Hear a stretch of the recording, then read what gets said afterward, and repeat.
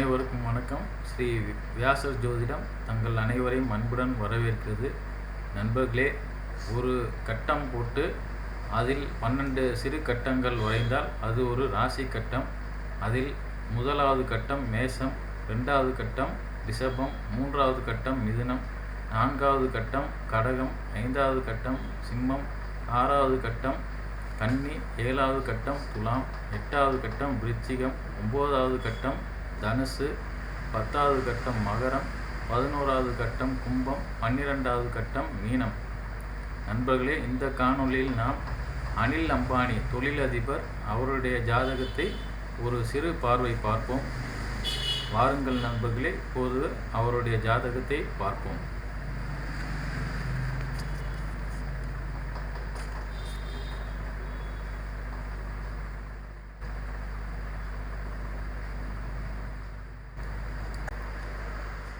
நண்பர்களே, ஒரு கட்டத்தில் மேசம் முதலாவது ராசியாக குறிப்பிடப்பட்டிருந்தாலும் நம்முடைய சுய ஜாதகத்தில் எந்த கட்டத்தில் லானா போட்டிருக்கோ அதுதான் முதல் ராசி, அதுதான் லக்னம், அதுதான் உயிர்.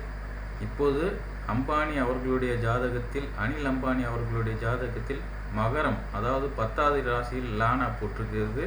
ஆகையால் மகர லக்னம். மகர லக்னத்துக்கு சொந்தக்காரர் சனி பகவான், லக்னாதிபதி ஆகிறார். அவர் சனி பகவானே மகர லக்னத்திற்கு லக்னாதிபதி.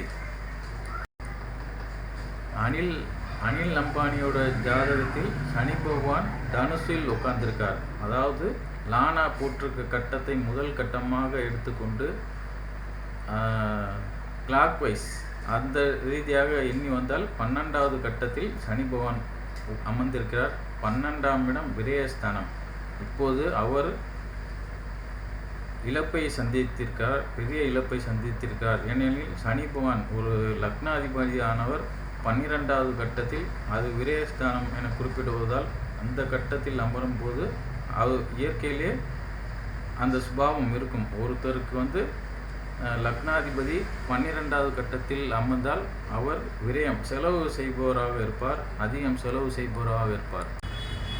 இப்பொழுது அனில் அம்பானி அவர்களுக்கு சனி தசை 12/11/2013 முதல் 4/8/2032 வரை நடக்கிறது. அதுவரை இவருக்கு ஒரு இரக்கமான காலமாகத்தான் இருக்கும். ஏனெனில் சனி பகவான் 12ஆம் இடத்தில் இருக்கிறார். அவருக்கு விரயஸ்தானத்தில் அமர்ந்திருப்பதால் அவருக்கு இந்த நேரம் சரியான நேரமாக இருக்காது. மேலும் சனி தசை ஆரம்பித்த பிறகுதான் அவருடைய வீழ்ச்சி ஆரம்பித்தது. இவர்தான் டெலிகம்யூனிகேஷன்ஸ் புதுமை புகுத்தினார். மேலும் பிக் சினிமாஸ் என்று திரைத்துறையில் இறங்கினார். ஆனால் ஒருவருக்கு 12ஆம் இடத்திலிருந்து ஒரு தசை நடத்தும் போது அவருக்கு பெரிய இழப்பை கொடுக்கிறது. அடுத்து வரும் புதன் தசையானவர் அவர் அந்த லக்னத்துக்கு லானா போட்டிருக்க கட்டத்திலிருந்து மிதுனம் 6வது ராசி, கன்னி 9வது ராசி. 9வது ராசி பாக்கியஸ்தானாதிபதி ராசி ஆகிறார், பாக்கியஸ்தானாதிபதி ஆகிறார். ஆகையால் அந்த திசை, புதன் திசை இவருக்கு சுபிச்சமான காலமாக இருக்கும், ஏற்றமான காலமாக இருக்கும். புதன் சூரியனுடன் அஸ்தங்கம், அதாவது சூரியனுடன் நெருங்கி இருந்தாலும் அவர் சந்திரன் ரோகிணி சாரம் எடுத்து சந்திரன் உச்சமாக இருப்பதால் அந்த திசை இவருக்கு ஏற்றமான காலமாக இருக்கும். மீண்டும் அவர் பழைய நிலைக்கு வருவார், தொழில்துறையில் சாதிப்பார். குறிப்பாக சினிமா துறையில் அதிக சாதனை செய்ய வாய்ப்புண்டு. ஏனெனில் சந்திரன் கலைக்காரகர்.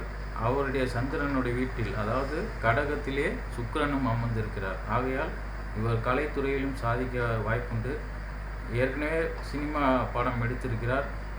பிக் சினிமாஸ் என்று தியேட்டர்களை வாங்கி இருக்கிறார். பல தியேட்டர்களை ஆரம்பித்தவர் இவர்.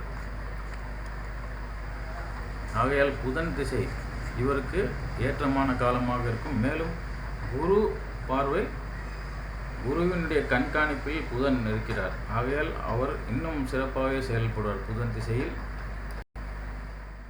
இவருடைய கட்டத்தில் லானா போட்டிருக்க கட்டத்திலிருந்து 5வது கட்டத்தில் சூரியன் இருக்கிறார். சூரியன் என்பவர் அவருடைய லானா போட்டிருக்க கட்டத்திலிருந்து 8வது கட்டத்துக்கு உரியவர். இவர் சூரியன் ஒரு 8ஆம் வீட்டுக்குரியவர் அதர்ஸ் பீப்புள் மணின்னு சொல்லுவோம். ஓபிஎம் என்று சொல்வார்கள், அதர்ஸ் பீப்புள் மணி. அந்த இதிலே இவர்கள் வந்து அதிக தொழில் செய்பவராக இருப்பார். இவருடைய சகோதரர் முகேஷ் அம்பானியுடைய ஜாதகத்தில் கிட்டத்தட்ட அதே மாதிரி தான் இருக்கும். ஏன்னா ஒருத்தர் ஷேர் அந்த மாதிரி பிற மக்களின் மூலதனத்தில் தொழில் நடத்தி சாதனை புரிபவர்களுக்கு இந்த மாதிரி அமைப்பு இருக்கும். மேலும் குரு பார்வை பெரும்பாலான தொழிலதிபருக்கு இருக்கிறது. ஆகையால் இவர் புதன் திசையில் நல்ல நிலையில் வருவார். பொதுவாக ஒரு கிரகம் வக்கரமாகி இருந்தாலே அவர் ஏதாவது ஒரு துறையில் சாதிப்பவராக இருப்பார். அதாவது இவருடைய ஜாதகத்தில் சனி பகவானும் வக்கரம், குரு பகவானும் வக்கரம். குரு வக்கரம் பெற்றால் நிச்சயம் சாதனை புரிபவராக இருக்கார். மேலும் சனி பகவான் வந்து வக்கரம் பெறும்போது புதுமையான சிந்தனைகள், அதாவது சனி பகவான் வந்து பழமைன்னு சொல்லுகிறோம், ஆனால் வக்கரம் அடையும் போது இவருக்கு வந்து புதுமையான எண்ணங்கள், புதுமையான செய்முறைகளில் ஈடுபடுவார். நண்பர்களே, இதுவரை நாம் அனில் அம்பானியுடைய ஜாதகத்தை ஒரு சிறு பார்வை பார்த்தோம். இவருக்கு அடுத்து வரும் புதன் திசை நல்ல ஏற்றமான காலமாக இருக்கும் என்பதை தெரிவித்துக் கொள்கிறேன். நண்பர்களே, உங்கள் பிள்ளைகளின் ஜாதகத்தில் இதே மாதிரி அமைப்பு இருந்தால் அருகாமையில் உள்ள ஜோதிடரம் காட்டி எப்படி அடுத்து வரும் தசையாபுக்திகள் எப்படி இருக்கிறது, இவருக்கு அரசு ஊதியம் கிடைக்குமா அல்லது சொந்த தொழிலில் சாதிப்பாரா என்று கேட்டுக்கொள்ளுங்கள். அருகாமையில் உள்ள ஜோதிடரை அணுகி கேட்டுக்கொள்ளுங்கள் நண்பர்களே. நன்றி, வணக்கம்.